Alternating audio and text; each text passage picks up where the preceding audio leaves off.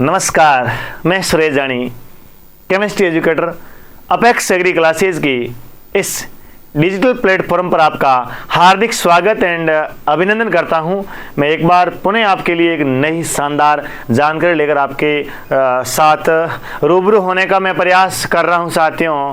कि दरिया तेरा बूंद भर भी एहसान नहीं है हम पर, हमने जब भी पिया है पानी पहाड़ों का चीना चीर के पिया है साथियों, पहाड़ों का चीना चीर के पिया है। तो मेरे तमाम प्यारे विद्यार्थियों के लिए बहुत ही शानदार बढ़िया तरीके से मैं ये इस क्लास के माध्यम से आपके साथ जानकारी साझा करने वाला हूं, जिसमें 12th कृषि विज्ञान का नवीनतम पाठ्यक्रम बोर्ड परीक्षा 2024-25 को लेकर के माध्यमिक शिक्षा बोर्ड अजमेर ने अपने विस्तृत पाठ्यक्रम अपनी वेबसाइट पर अपलोड कर दिया गया है। तो साथियों, अभी से हम पिछले काफ़ी समय से और कई दिनों से जो क्लास लगा रहे थे, जिसमें अपन ने शानदार तरीके से काफ़ी पाठ्यक्रम को कंप्लीट भी किया है और अब विस्तृत सिलेबस जो आपके सामने आ गया है, तो सिलेबस के पॉइंट टू पॉइंट लेकर के चलेंगे और शानदार तरीके से सिलेबस पढ़ेंगे। जिस प्रकार किसी भी कार्य को करने के लिए एक मुख्य रूप से रूपरेखा होना बहुत जरूरी है, वही रूपरेखा, वही की पॉइंट, वही आपका मेन हथियार, वही आपका मेन रिएजेंट आपका सिलेबस है। सिलेबस को मद्देनजर रख करके ही पढ़ाई करने वाले विद्यार्थी आखिर तक अच्छे अंकों के साथ 12वीं कक्षा पास करते हैं। तो तमाम साथियों, जो आपके लिए 2024-25 का जो बोर्ड परीक्षा का जो पाठ्यक्रम है, उस पाठ्यक्रम को लेकर के मैं आपके सामने बिंदुवार चैप्टर वाइज एक एक पॉइंट को आपके सामने एक्सप्लेन करके बताऊंगा कि कौन से यूनिट में कौन सा टॉपिक दिया गया है, किस प्रकार से अपने को पढ़ना है, पाठ्यक्रम के अंतर्गत कितने नंबर का बोर्ड का एग्जाम होगा, प्रैक्टिकल्स कितने नंबर के होंगे, तमाम जानकारी मैं आपके साथ इस क्लास में साझा करने वाला हूं। तो आप तमाम ऐसे विद्यार्थी जो कृषि विज्ञान से संबंधित जुड़े हुए हैं, उन विद्यार्थियों तक इस क्लास को साझा करने की जिम्मेदारी आप समस्त विद्यार्थियों की है। चलिए बिना देर किए आगे बढ़ते हैं। आगे बढ़ने से पहले आपके लिए अपेक्स एग्री क्लासेस लेकर के आया है स्कॉलरशिप प्रोग्राम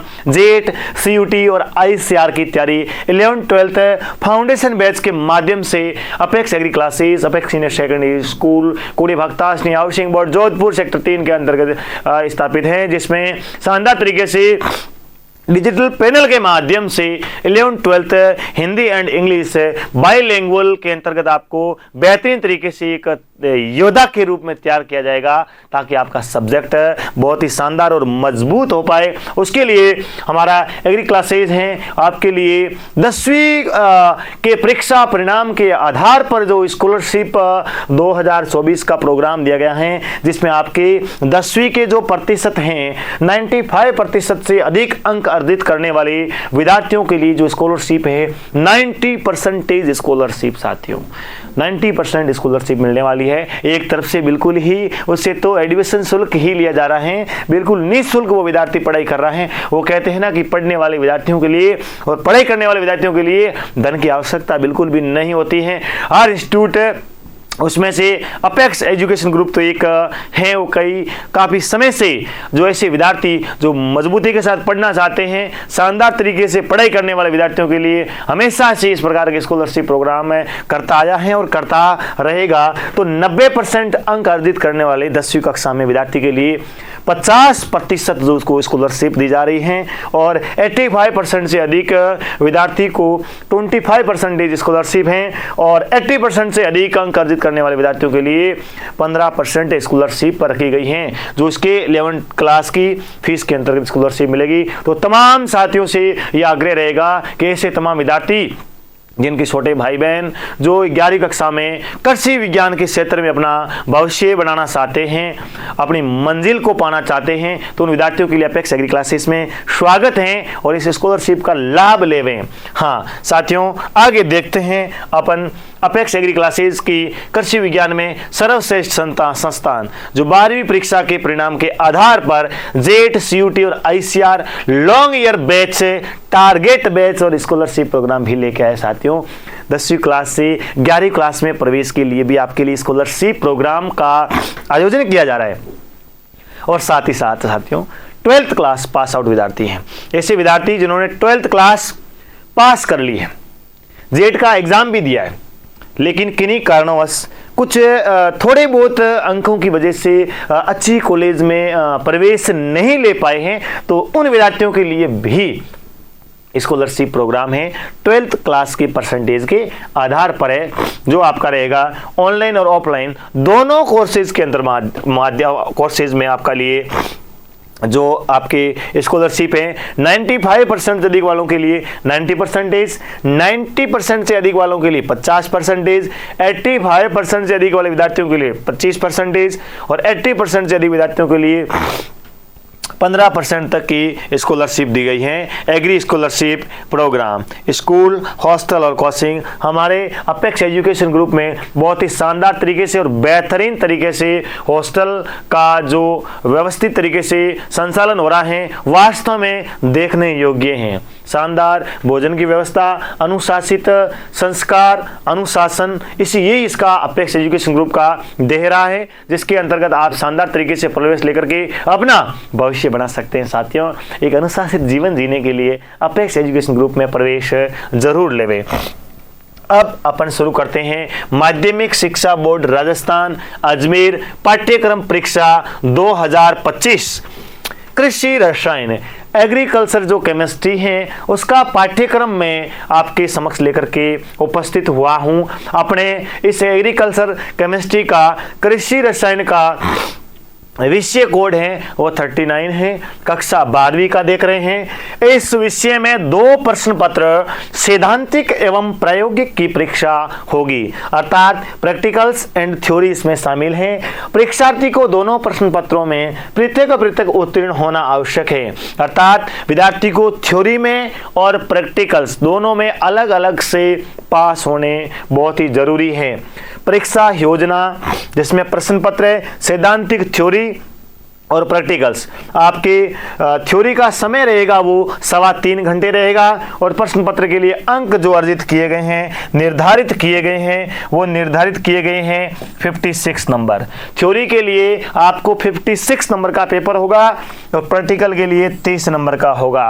और स्कूल के लिए जो सेशनल मार्क हैं 17 अंक हैं, 14 नंबर आपके सेशनल मार्क भेजे जाते हैं। उस 14 को भी अलग अलग भागों में डिवाइडेड किया गया है। 10% आपके जो first test, second test, third test और हाफ ईयरली एग्जाम को जोड़ करके जो 100 का योग होता है उसका 10% और साथ ही साथ आपके अटेंडेंस के नंबर होंगे, साथ ही साथ आपके जो प्रोजेक्ट के नंबर होंगे और साथ ही साथ आपके व्यवहार के भी नंबर होंगे। वो 14 नंबर को अलग अलग भागों में डिवाइडेड किया गया है। 14 प्लस 56 आपके 70 नंबर का मार्क का ये रहता है क्राइटेरिया और 27 नंबर का आपका क्या रहता है प्रैक्टिकल्स एग्जाम रहता है। तो प्रैक्टिकल को भी नकार नहीं सकते, प्रैक्टिकल सब्जेक्ट है तो प्रैक्टिकल से ही पढ़ेंगे। शानदार तरीके से कंप्लीट सिलेबस का एनालिसिस है देखेंगे। तो ये आपका रहेगा इस कार्यक्रम की रूपरेखा। अब देखते हैं सिलेबस को। अध्याय यूनिट फर्स्ट है आपका प्रथम चैप्टर है, उस चैप्टर का नाम है मृदा खनिज एवं चट्टाने एवं उसका अपक्षय करना है। मृदा खनिज एवं जो चट्टान है उसका अपक्षय, जिसके अंदर पढ़ेंगे इनकी परिभाषा, मृदा किसे कहते हैं, खनिज किसे कहते हैं, चट्टान क्या होती है, उनकी परिभाषाएं किस प्रकार होंगी, मृदा के कार्य क्या है एवं मृदा की विशेषताएं। तो परिभाषा, मृदा के कार्य, मृदा की विशेषताएं। मृदा एक प्राकृतिक पिंड है। किस रूप में आपसे पूछेंगे, मृदा एक प्राकृतिक पिंड है, समझाइए। तो मृदा एक प्राकृतिक पिंड है।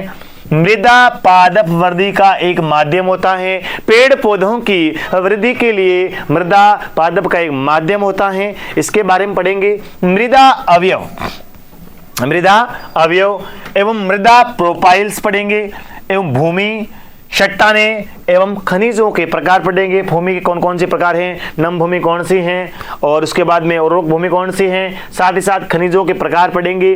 चट्टानों का अपक्षय मृदा का निर्माण, चट्टानें टूटती हैं, चट्टानों का टूटने के बाद में कौन सी चट्टान किस प्रकार कार्य करती हैं, कायंद्रित चट्टान है, अवसादी चट्टान है, आग्नेय चट्टान है, और मृदा का निर्माण किस प्रकार होता है, कौन कौन सी विधियों के द्वारा मृदा का निर्माण होता है, और साथ ही साथ मृदा निर्माण के कारक, मृदा निर्माण में कौन कौन से फैक्टर, सॉइल फॉर्मेशन जो फैक्टर्स हैं उस फैक्टर के बारे में अध्ययन करेंगे। और आपका ये पहला चैप्टर रहता है और पहला चैप्टर आपके 4 नंबर का है। इतना कुछ पढ़ेंगे तो अपने को बोर्ड परीक्षा में 4 नंबर का इसमें क्वेश्चंस आएंगे। क्वेश्चंस की ब्लूप्रिंट आएगी तब भी आपके सामने जानकारी साझा करेंगे। ब्लूप्रिंट के आधार पर भी पढ़ाई करेंगे तो ये आपको शानदार तरीके से अपना टारगेट रहेगा 56 में से 56 नंबर अपने को प्राप्त करना। अध्याय 2 चैप्टर 2 है, उस चैप्टर 2 में मृदा जीवांश पदार्थ एवं मृदा सूक्ष्म जीव, मृदा जो जीवांश पदार्थ हैं और मृदा जो सूक्ष्म जीव हैं उसके बारे में अपन देखेंगे। तो उसकी परिभाषा, मृदा जीवांश किसे कहते हैं, सूक्ष्म जीवों की परिभाषा है, उसके स्रोत कहाँ से जो प्राप्त होते हैं और संगठन, उसका संगठन क्या है, कंपोजिशंस क्या है, विघटन डिकम्पोजिशन किस प्रकार किया जा सकता है, और जो इफेक्टिव फैक्टर ऑफ डिकम्पोजिशन, विघटन को प्रभावित करने वाले कारकों के बारे में अध्ययन करेंगे। ह्यूमस आपका क्या है, परिभाषा पढ़ेंगे, उसकी गुण एवं उसका निर्माण पढ़ेंगे। जीवांश पदार्थ का मृदा गुणों एवं उर्वरता पर प्रभाव, जो जीवांश पदार्थ है उसका आपके मृदा गुणों एवं उर्वरता पर क्या प्रभाव पड़ता है। मृदा सूक्ष्म जीव क्या होते हैं, कार्बन नाइट्रोजन अनुपात, ये इंपॉर्टेंट रहता है, कई बार पूछा गया है। कार्बन नाइट्रोजन अनुपात एवं नाइट्रोजन चक्र, आपका जो नाइट्रोजन साइकिल है उसको देखेंगे। सहजीवी एवं असहजीवी नाइट्रोजन स्थिरीकरण के बारे में भी देखेंगे। ये आपका दूसरे चैप्टर के अंदर टॉपिक रहेंगे, मृदा जीवांश पदार्थ मृदा सूक्ष्म जीव, और ये चैप्टर रहेगा 3 नंबर का आपका चैप्टर रहने वाला है। आगे देखते हैं चैप्टर नंबर 3rd चैप्टर है, उसका नाम है मृदा कोलाइड। सोइल कोलाइड है उसके बारे में देखेंगे, उसकी सोइल कोलाइड की परिभाषा, मृदा कोलाइड किसे कहते हैं, इसके कितने प्रकार होते हैं मृदा कोलाइड के, और साथ ही साथ उसका क्या महत्व है, इंपॉर्टेंस ऑफ सोइल कोलाइड से, उसकी प्रॉपर्टाइज, मृदा कोलाइड के गुण कैसे होते हैं, क्लासिफिकेशन, उसका वर्गीकरण क्या होता है, एवं मृदा में पाए जाने वाले प्रमुख क्ले खनिज, जो मिनरल्स, क्ले मिनरल्स क्या होते हैं, और मृदा में क्ले का महत्व क्या है, जो क्ले खनिज हैं मृदा के अंदर प्रेजेंट हैं उसका क्या महत्व रहने वाला है, इंपॉर्टेंस क्या रहने वाला है। आयन विनिमय, आयन एक्सचेंज इंपॉर्टेंस, आयन विनिमय महत्व क्या रहने वाला है, धनायन विनिमय क्रियाविधि क्या रहती है, और साथ ही साथ साथियों विनिमय आयनों का प्रकार, जो विनिमय आयन है उसके कितने प्रकार रहने वाले हैं, धनायन विनिमय क्षमता क्या है और उसकी परिभाषा, महत्व व प्रभावित करने वाले कारक, मृदा का प्रतिशतता बेह संतृप्ति, वेरी इंपॉर्टेंट टॉपिक, यहां से बोर्ड में क्वेश्चन बनता है कि मृदा का प्रतिशत बेहद संतृप्ति, मृदा धनायन एवं पौधों का पोषण, धनायन एवं पौधों का पोषण। ये चैप्टर भी कितने नंबर का है आपके लिए, मृदा कोलाइड है वो आपके लिए 4 नंबर का चैप्टर रहने वाला है। और ये मृदा कोलाइड के साथ साथ चौथा चैप्टर भी अपन ने आगे देख लिया है। चौथा चैप्टर कौन सा है, आयन विनिमय है, और आयन विनिमय चैप्टर रहेगा 3 नंबर का। तीसरा चैप्टर मृदा कोलाइड है, छोटा चैप्टर है लेकिन न्यून क्या कहते हैं, मिनिमम इनपुट मैक्सिमम आउटपुट वाला चैप्टर है, तीसरा चैप्टर ये। मृदा कोलाइड 4 नंबर का है और आयन विनिमय है वो आपके 3 नंबर का चैप्टर है। ये 4 चैप्टर का अपन ने पाठ्यक्रम के बारे में एक एक बिंदु को जानने की कोशिश की। जब अपना स्टडी शुरू करेंगे तो शानदार तरीके से एक एक चैप्टर का बेहतरीन तरीके से अपने टॉपिक लेकर पढ़ने वाले हैं। नेक्स्ट देखते हैं 5वां चैप्टर, अध्याय 5। बहुत ही इंपॉर्टेंट चैप्टर है, बहुत ही बढ़िया चैप्टर है 5वां चैप्टर। 5वां चैप्टर है मृदा अभिक्रिया, जो सोयल रिएक्शंस हैं। पीएच क्या होगी, बहुत ही शानदार पीएच स्केल, जिसने सोरेनसन ने इसकी खोज की थी, तो पीएच स्केल के बारे में अपन पढ़ेंगे। अम्लीय विलयन कौन सा होगा, क्षारीय कौन सा होगा, उदासीन कौन सा होगा, पीएच में मुख्य कौन कौन से परिवर्तन होते हैं, मृदा पीएच का पोषक तत्वों की प्राप्ति से संबंध है। मृदा जो पीएच है उसकी पोषक तत्वों की प्राप्ति से क्या रिलेशंस हैं वो देखेंगे। मृदा पीएच का सूक्ष्म जीवों, पौधों की वृद्धि एवं रोगों पर प्रभाव। जो मृदा का पीएच है उसका जो माइक्रो ऑर्गेनिज्म है, सूक्ष्म जीव हैं, प्लांट्स जो ग्रोथ हैं, और उसके साथ ही जो डिजीज हैं उन पर क्या इफेक्ट पड़ता है, और उभय प्रतिरोधक अर्थात बफर सॉल्यूशंस के बारे में पढ़ेंगे। बफर सॉल्यूशंस का क्वेश्चन से बनता है। चलिए साथियों, तो ये रहेगा आपका चैप्टर, कौन सा रहेगा 5वां, और ये भी छोटा सा चैप्टर है। Very important. कितने अंक का रहने वाला है? 3 अंक का रहने वाला है 5वां चैप्टर। 6वां चैप्टर अपन देखते हैं, अम्लीय एवं लवणीय प्रभावित मृदाएं। अम्लीय एवं लवणीय प्रभावित मृदाएं होते हैं, उसको देखेंगे अपन। उसकी अम्लीय एवं लवणीय प्रभावित मृदा की परिभाषा क्या होती है, उसकी विशेषताएं क्या होती हैं, अम्लीय मृदा बनने के कारण क्या क्या हैं, अम्लीय मृदा क्यों बनती है, उसके रीजन्स कौन कौन से हैं, पौधे पर अम्लता का प्रभाव एवं रासायनिक सुधार। पौधे पर जो अम्लता का क्या क्या इफेक्ट पड़ता है, उसको रासायनिक सुधार किस प्रकार किया जा सकता है, यहाँ से क्वेश्चंस बिल्कुल आता है। अम्लीय मृदा के सुधार के लिए क्या मिलाना पड़ता है और सारी मृदा के सुधार के लिए क्या मिलाना पड़ता है। आपने कहा था कि चूना मिलाना पड़ता है, सारी मृदा के सुधार के लिए सर जिप्सम मिलाना पड़ता है। कई बार जेट में क्वेश्चन यहाँ से उठ चुका है, बोर्ड परीक्षा में भी आ चुका है, तो इस चैप्टर को ध्यान दीजिए। अम्लीय सारी मृदा का सुधार करना होगा, वहां से क्वेश्चन उठते हैं। लवण प्रभावित मृदाओं का वर्गीकरण, कौन कौन सी लवण प्रभावित मृदाएं होती हैं, उनकी क्या परिभाषाएं हैं, लवणीय एवं क्षारीय मृदा बनने का कारण होगा, उसका निर्माण, मृदा क्षारता एवं लवणीयता का पौधों पर क्या प्रभाव पड़ता है। भाई अम्लीय मृदा होगी, लवणीय मृदा होगी, क्षारीय मृदा होगी, उसका जो प्लांट है उस पर, उसकी ग्रोथ पर, उसके न्यूट्रिएंट पर, उसके जीवन चक्र पर क्या प्रभाव पड़ता है, उसके बारे में भी अपन शानदार तरीके से स्टडी करने वाले हैं। लवणीय एवं क्षारीय मृदाओं की पहचान एवं उनका सुधार। क्षारीय मृदाओं की सुधार के लिए जो जिप्सम का प्रयोग किया जाता है और उनकी कौन सी कैसी पहचान है, सिंचाई और जल की गुणवत्ता एवं लवणीय जल उपचार तथा प्रबंधन। सिंचाई के बारे में पढ़ेंगे, जल की गुणवत्ता के बारे में पढ़ेंगे, लवणीय जल उपचार, लवणीय जल का ट्रीटमेंट किस प्रकार किया जा सके और साथ ही साथ साथियों उनका प्रबंधन किस प्रकार किया जा सके, प्रबंध किस प्रकार किया जा सकते हैं, इसके बारे में अपनी स्टडी करेंगे। वो चैप्टर रहेगा 6, बड़ा चैप्टर है और आपके इसीलिए 6 नंबर का है। 6वां चैप्टर बहुत बड़ा है और 6 नंबर का क्या 6 नंबर का आपका चैप्टर रहने वाला है। नेक्स्ट आपका चैप्टर है 7वां अध्याय 7, जिस चैप्टर का नाम है पादपों के आवश्यक पोषक तत्वें। जो प्लांट के नेसेसरी न्यूट्रिएंट एलिमेंट्स होते हैं, आवश्यक पोषक तत्व हैं, उसके बारे में स्टडी करने वाले हैं, जिसमें पढ़ेंगे पोषक तत्व हैं, आवश्यक जो नेसेसरी न्यूट्रिएंट्स हैं, एलिमेंट्स हैं, उसको आप क्या देखेंगे, उसका क्लासिफिकेशन देखेंगे, वर्गीकरण। मृदा में पोषक तत्वों के उपलब्ध प्रारूप, किस प्रारूप में मृदा में वो उपलब्ध हैं, पोषक तत्वों के पादप द्वारा अधिग्रहण की क्रियाविधि। पोषक तत्वों के पादप द्वारा अधिग्रहण की कौन कौन सी क्रियाविधि है, किस प्रकार से वो अधिग्रहण करते हैं, उसको एब्जॉर्ब करते हैं पोषक तत्वों को। उपलब्धता को, जो पोषक तत्वों की उपलब्धता है, उस उपलब्धता को प्रभावित करने वाले कौन कौन से कारक हैं, पोषक तत्वों के प्रमुख कार्य एवं कमी के लक्षण। यदि पोषक तत्व हैं वो अपने प्लांट्स में आकर के क्या काम करते हैं, पोषक तत्वों के क्या क्या कार्य रहने वाले हैं, और साथ ही साथ यदि पोषक तत्वों की कमी हो जाती है तो क्या लक्षण प्रकट करते हैं, किस प्रकार के रोग उत्पन्न हो जाते हैं या प्लांट की ग्रोथ पर क्या इफेक्ट पड़ता है। इन तमाम बातों के बारे में अपन अध्याय 7 जो आपका 7वां चैप्टर है पादपों के आवश्यक पोषक तत्वों में अध्ययन करेंगे और इस चैप्टर रहेगा आपके 4 नंबर का चैप्टर रहने वाला है।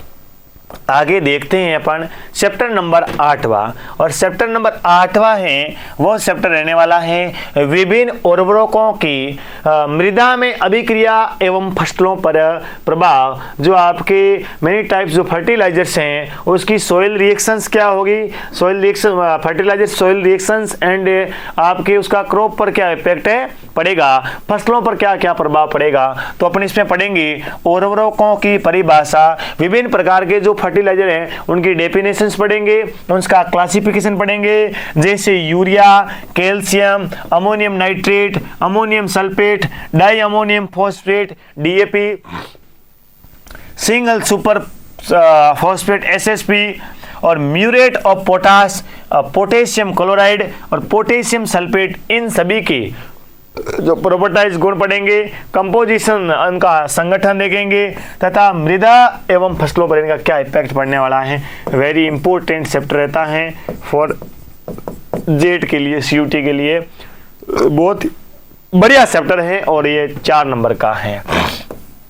कितने नंबर का है? 4 अंक का है, जो आपके विभिन्न उर्वरकों की मृदा में अभिक्रिया एवं फसलों पर प्रभाव। देखिए साथियों, बिना देरी किए नेक्स्ट अपना चैप्टर है, वो चैप्टर रहेगा 9th चैप्टर रहने वाला है। सर फास्ट चल रहे हो? फास्ट नहीं है साथियों, सिलेबस के बारे में आराम से शानदार तरीके से आपको एक एक टॉपिक बताया जा रहा है, ताकि आपके माइंड में, आपके मस्तिष्क में ये एक थीम बनी रहे कि मुझे मोटा मोटा आइडिया रहे कि क्या क्या कौन सा टॉपिक पढ़ना है। क्या मैं ऑनलाइन या ऑफलाइन में किसी भी इंस्टीट्यूट में अध्ययन कर रहा हूँ, क्या मुझे इन पाठ्यक्रम के महत्वपूर्ण बिंदुओं का अध्ययन करवाया गया है या नहीं करवाया गया है, बोर्ड में क्वेश्चंस किस प्रकार से बन रहे हैं, क्या पैटर्न को फॉलो करते हुए बन रहे या नहीं बन रहे हैं, मैंने पाठ्यक्रम का ऐसा कोई टॉपिक तो मेरे अधूरा तो नहीं रह गया है ताकि मुझे बोर्ड में नंबरों से वंचित नहीं रहना पड़े। इसीलिए पाठ्यक्रम बहुत जरूरी होता है साथियों। जिस प्रकार युद्ध लड़ने से पहले युद्ध की रणनीति होनी बहुत जरूरी है, ठीक उसी प्रकार किसी भी एग्जाम को फतेह करने के लिए, सफलता हासिल करने के लिए, उसमें अच्छे अंक अर्जित करने के लिए पाठ्यक्रम का अध्ययन बहुत जरूरी है। ब्लूप्रिंट और इससे ही कहते हैं स्मार्ट स्टडी साथियों। तो 9th चैप्टर है कृषि रसायन एवं पर्यावरण प्रदूषण, जो एग्रीकल्चर केमिस्ट्री एंड जो इन्वायरमेंटल पॉल्यूशन है, इसमें अपन देखेंगे कि कृषि रसायन की क्या परिभाषा है, अलग अलग क्या डेफिनेशन है आपकी, उसके क्या क्या प्रकार हैं, उसका महत्व क्या है, पर्यावरण तथा पर्यावरणीय प्रदूषण की परिभाषा, पर्यावरण और पर्यावरणीय प्रदूषण की क्या क्या परिभाषाएं हैं, पर्यावरणीय प्रदूषण के प्रकार कौन कौन से रहने वाले हैं और उनके हानिकारक इफेक्ट है, जो हार्मफुल इफेक्ट कौन कौन से है पर्यावरणीय प्रदूषण के, हम सब जानते हैं पर्यावरण प्रदूषण होता है तो हानिकारक इफेक्ट तो होना ही है, एवं उस पर नियंत्रण किस प्रकार किया जा सके, उसके ऊपर जो कंट्रोल करना है एनवायरमेंटल पॉल्यूशन के ऊपर, वो किस प्रकार किया जा सकता है, इसके बारे में भी अपन क्या देखेंगे, उपाय देखेंगे। कृषि रसायनों के अनियंत्रित प्रयोग का पर्यावरण प्रदूषण, जो एग्रीकल्चर सो अपन पेस्टिसाइड हैं, अपने जो इंसेक्टिसाइड हैं, जैसे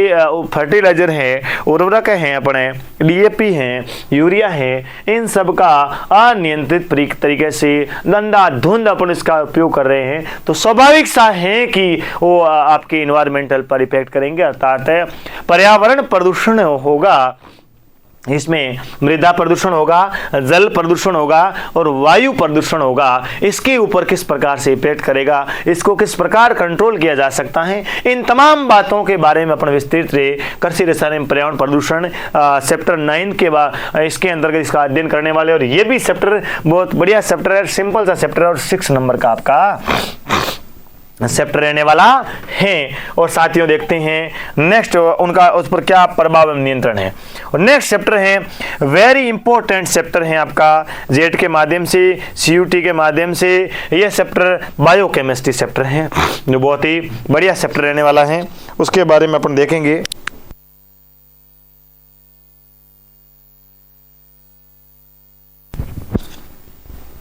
शानदार तरीके से बायोकेमिस्ट्री जैव रसायन, जिसमें पढ़ेंगे प्रिजर्वेटिव, जो परिरक्षक होते हैं, परिरक्षक की परिभाषा, प्रकार, उपयोग एवं विशेषताएं।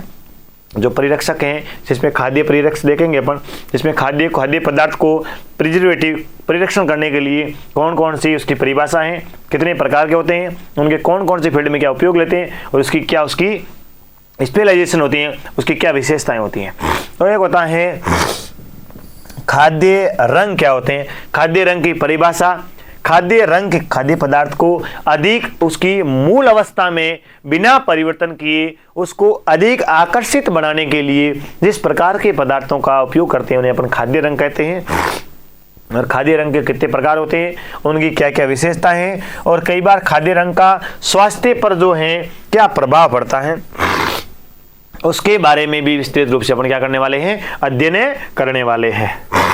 तो साथियों आगे देखते हैं बायोकेमिस्ट्री में कार्बोहाइड्रेट, प्रोटीन, वसा, विटामिन्स एवं एंजाइम, इन सब की परिभाषाएं, इनका महत्व एवं उनके उपलब्धता के आधार पर स्रोत पढ़ेंगे।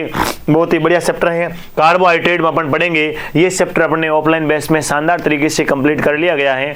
तो कार्बोहाइड्रेट की डेफिनेशन, कार्बोहाइड्रेट की क्लासिफिकेशन, जो मोनोसेकेराइड है आपके, ओलिगोसेकेराइड है, पॉलीसेकेराइड के बारे में शानदार तरीके से अपन पढ़ने वाले, उनके एग्जाम्पल्स के बारे में पढ़ने वाले, उनके उपयोग के बारे में पढ़ने वाले, उनकी केमिकल रिएक्शंस के बारे में पढ़ने वाले।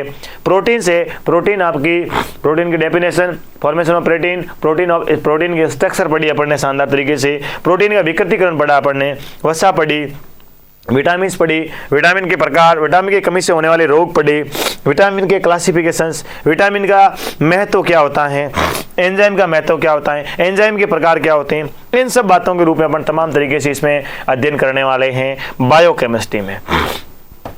नेक्स्ट चैप्टर, ये सब अपन पिछले वाले चैप्टर पढ़ने ऑफलाइन में पढ़ भी लिए, और आप यदि अभी प्रवेश लेंगे तो दोबारा तरीके से अपन शानदार तरीके से आपको इसका अध्ययन भी करवाया जाएगा।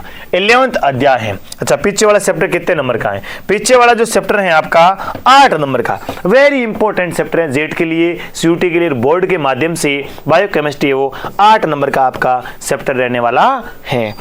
अब देखते हैं नेक्स्ट है 11वां चैप्टर। ये बहुत ही बढ़िया चैप्टर है, जैविक कार्बनिक खाद एवं जैव उर्वरक है। आपके जो ऑर्गेनिक मैन्योर एंड आपके जो organic manure and bio fertiliser है, कार्बनिक खाद एवं जैव उर्वरक हैं, इसकी आप जैविक खाद की परिभाषा, ऑर्गेनिक मैन्योर्स उसकी आप डेफिनेशन देखेंगे, क्लासिफिकेशन देखेंगे, ऑर्गेनिक मैन्योर्स के फिजिकल एंड जो केमिकल्स एंड बायोलॉजिकल इफेक्ट है, अर्थात जैविक खाद के भौतिक, रासायनिक, जैविक गुणों पर क्या क्या प्रभाव पड़ता है, गोबर की खाद क्या कहती है, केंचुआ की खाद क्या कहती है, नाडेप कंपोस्ट है, हरी खाद बनाने की विधि कौन सी है, महत्व एवं मृदा पर क्या प्रभाव पड़ता है।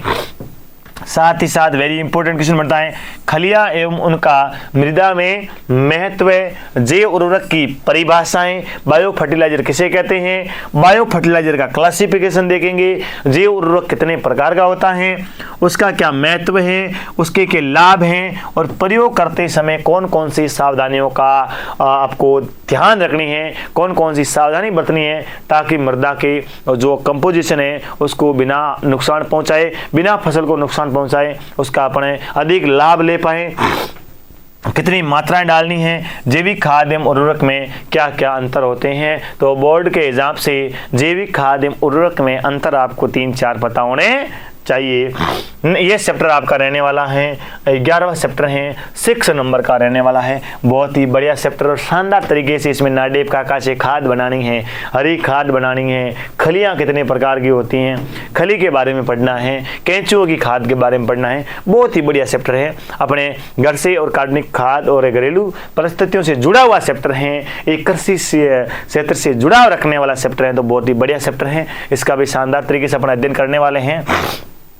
और 12वां चैप्टर इस आपकी एग्रीकल्चर केमिस्ट्री का सबसे बड़ा चैप्टर है, दुग्ध रसायन, डेयरी केमिस्ट्री। इससे कोई व्यक्ति अछूता नहीं है और अपने लाइफ से जुड़ा हुआ चैप्टर है डेयरी केमिस्ट्री, जिसमें आप जानेंगे डेयरी के प्रोडक्ट अर्थात दूध एवं खीस क्या होता है, उसकी परिभाषाएं क्या होती हैं, रासायनिक संगठन, दूध का केमिकल कंपोजिशन कहता है, उसके पोषक मान क्या है, दूध के संगठन को कौन कौन प्रभावित करने वाले कारक रहते हैं, दुग्ध उत्पादों जिसमें कौन है आप पढ़ेंगे, दही के बारे में, मक्खन के बारे में, घी के बारे में, पनीर, क्रीम, छेना का पोषक मान, इन सब का पोषक मान क्या होने वाला है, एवं रासायनिक इनका संगठन क्या है। देखो दही, घी, पनीर, मक्खन, इन सब के बारे में, उनके कंपोजिशन के बारे में जानने का मौका मिलेगा। तो अपने लाइफ से जुड़े हुए चैप्टर हैं,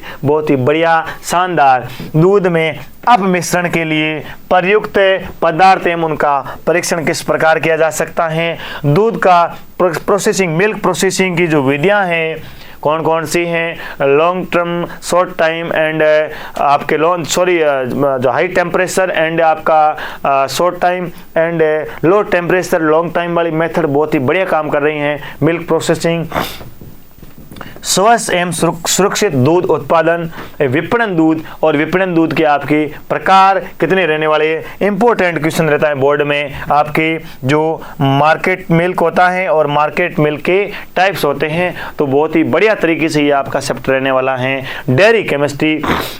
बहुत ही बढ़िया और शानदार तरीके से पढ़ने वाले हैं। अपन ने इन 10वां 11 12 और एक आध ऊपर वाला चैप्टर 4-5 चैप्टर का ऑफलाइन बैच में अध्ययन भी कर लिया है, लेकिन साथियों आप सबको बहुत ही शानदार तरीके से बेहतरीन तरीके से वापस पुनः और पढ़ाए जाएंगे ताकि आप समय रहते हुए इसमें प्रवेश लें और अपनी तैयारी को और मजबूती के साथ बढ़ाएं। इसीलिए अपेक्स एग्री क्लासेस में आपका स्वागत एंड अभिनंदन है। साथियों आगे अपन देखते हैं इस केमिस्ट्री के, ये था आपका 56 नंबर का जो आपका था थ्योरी का पोर्शन था जिसको अपने को लिखना होता है, जिसका एग्जाम होने वाला है। सिर्फ 12 यूनिट है, 12 चैप्टर में अलग अलग प्रकार के टॉपिक्स रहने वाले हैं और इन टॉपिक के अंतर्गत अलग अलग प्रकार के अंकों में डिस्ट्रीब्यूट किया गया है। तो उन तमाम तरीके की बातें अपन ने अभी देखी।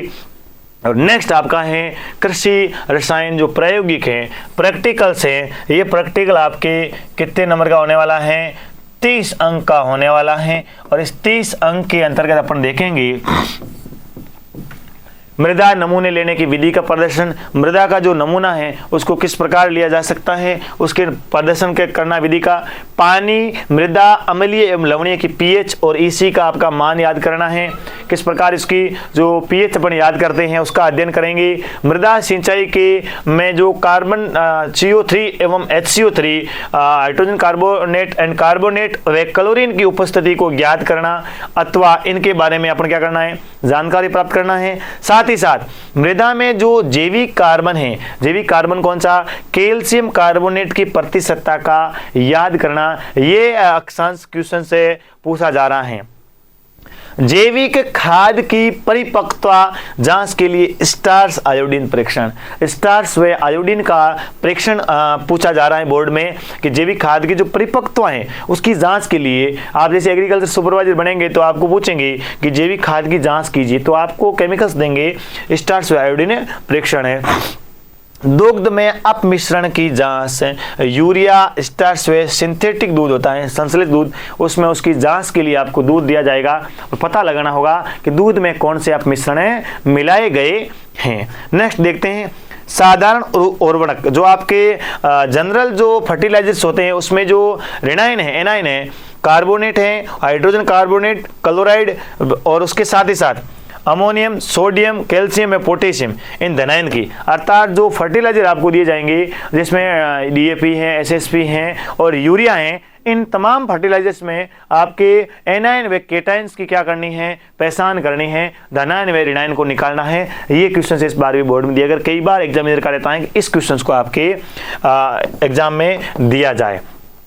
नेक्स्ट आपके सामने दिया जाता है स्पोर्ट्स, जो प्रादर्श होते हैं स्पोर्ट्स, मृदा के नमूने लेने के औजार होंगे। मृदा का जो नमूना लेंगे अपन, किससे अपन नमूना को लेंगे, ऐसे है नहीं कि अपन जाए और हाथ से मृदा डाल के ले लिया, ऐसा लेना नहीं होता है, क्योंकि आप एक पढ़े लिखे और एक शानदार और एग्रीकल्चर साइंटिस्ट बनने जा रहे हैं, तो वैज्ञानिक की श्रेणी में है, तो एक साइंस के तरीके से आपको पढ़ना है। तो कौन कौन से औजार होंगे, जो इंस्ट्रूमेंट्स हैं उनको आप कौन कौन से उपयोग लेंगे या इक्विपमेंट कह सकते हैं आप कौन कौन से यूज लेंगे, और प्रयोगशाला में उपयोग होने वाले उपकरण जो लैब के अंदर कौन कौन से इक्विपमेंट से आपको यूज ले रहे हैं उनके आपको रख देंगे सामने, उसका क्या कार्य होता है, डायग्राम बनाइए, उसकी रूपरेखा क्या है, कार्य बताने हैं आपको। साथ ही साथ जो फर्टिलाइजर्स हैं उसके आपके सैंपल रख दिए जाएंगे कि ये फर्टिलाइजर कौन सा है, इस फर्टिलाइजर का क्या यूजेज हैं, एप्लीकेशंस क्या है, कौन सी पर्टिकुलर जो क्रॉप फसल के लिए इसको यूज करते हैं, इसके बारे में आपको 2-2, 3-3 लाइनें लिखना होता है। एक शॉर्ट फिक्स टाइम मिलता है, 3 मिनट एक स्पोर्ट के लिए मिलता है, जो एग्जामिनर तय करता है कि कौन से स्पोर्ट्स के लिए कितना टाइम देना है, कितने स्पोर्ट है देने हैं। और साथ ही साथ जो कृषि रसायन है इसमें कीटनाशक हैं और साथ ही साथ इंसेक्टिसाइड है और पेस्टिसाइड भी दिए जाते हैं, उनका भी आपको क्या लगना है, पता लगाना होता है। तो स्पोर्ट्स वाला ये तो आपका एक फिक्स लेता है, मेजर और जो माइनर प्रैक्टिकल्स देते हैं, तो ये स्पोर्ट्स वाला है, ये आपके जो साथ ही साथ उर्वरक वाले हैं 3-4 क्वेश्चंस क्या इसमें फिक्स रहते हैं। बाकी एक प्रायोगिक जो अभिलेख होता है, जो प्रैक्टिकल्स फाइल होती हैं, उस फाइल्स को बनाना है, आराम से शानदार तरीके से रिकॉर्ड तैयार करना है, तो वो आपके लिए उसके नंबर और मौखिक परीक्षा जिसे कहते हैं वाइवा आपका एग्जाम होगा।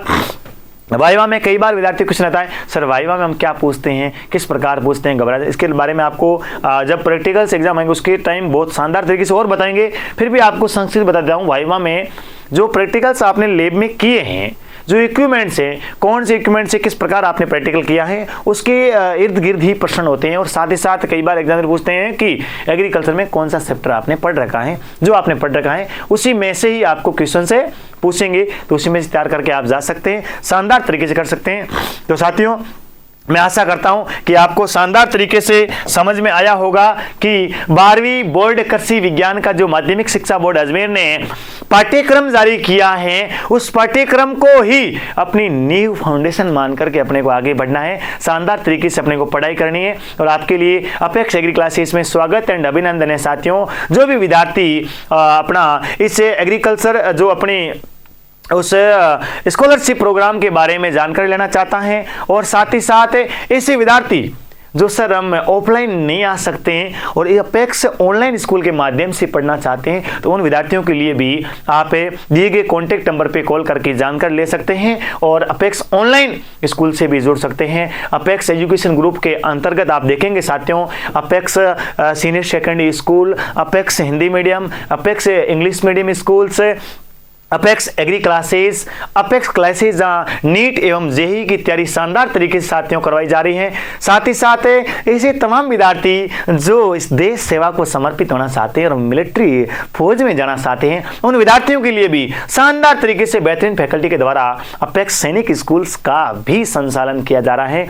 और साथ ही साथ सीबीएसई बोर्ड पर आधारित सेंट जॉन्स स्कूल से, जहां पर भी विद्यार्थियों के शानदार तरीके से देश से राज्य के कई जिलों के विद्यार्थी हैं जो इसमें अपना अध्यापन करके अपनी अभिरुचि स्पोर्ट्स हो, चाहे सिंगिंग हो, चाहे डांसिंग हो, चाहे अपने एजुकेशन के मामले में हो, तमाम तरीके से अपनी तैयारी कर रहे हैं। तो सभी विद्यार्थियों के लिए अपेक्स एजुकेशन ग्रुप और साथ साथ बेहतरीन हॉस्टल का संचालन, राजस्थान के अंदर सबसे बड़ा हॉस्टल कहीं है तो अपेक्स एजुकेशन ग्रुप जोधपुर के पास है। तो साथियों आप आ सकते हैं, अपने किसी भी प्रकार की एडमिशन संबंधित इंक्वायरी हो तो दिए गए कॉन्टैक्ट नंबर पर कॉल करके आप जानकारी ले सकते हैं, या आप स्वयं यहाँ आकर के इसे विजिट कर सकते हैं।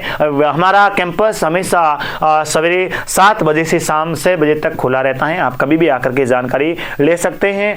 आप सबको जानकारी कैसी लगी तो कमेंट जरूर करें, इस क्लास को तमाम विद्यार्थियों के साथ साझा जरूर करें, और जो विद्यार्थी नए हैं वो इस चैनल को सब्सक्राइब करें, लाइक करें, शेयर करें। बहुत बहुत धन्यवाद। मिलते हैं नेक्स्ट शानदार क्लास में बेहतरीन टॉपिक के साथ। जय हिंद, जय भारत।